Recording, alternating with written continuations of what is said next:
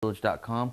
In this segment, I'm going to be showing you how to do a dry run with your tile to make sure the layout is working.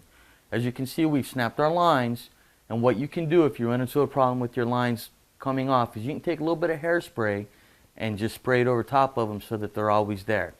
Now that we have our lines snapped, I'm going to take a tile, in this case we're using 6x6s, and I'm going to set it right on that line.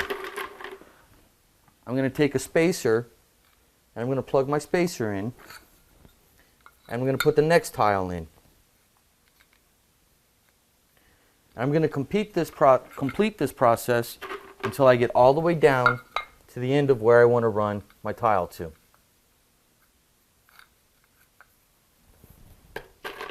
Basically what you're looking for with this is you're looking to try and make sure A, you have enough tile, B, you want to make sure that your tile are going to break even on the walls.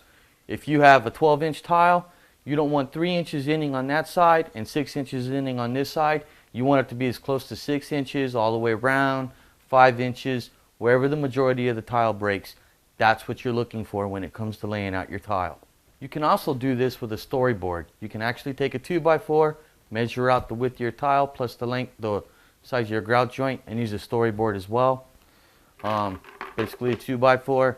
Most of us prefer to do a dry run with the tile. You want to make sure to stay right on your lines as well. If you see that you're coming off your lines, you want to step back and remeasure because you may be crooked.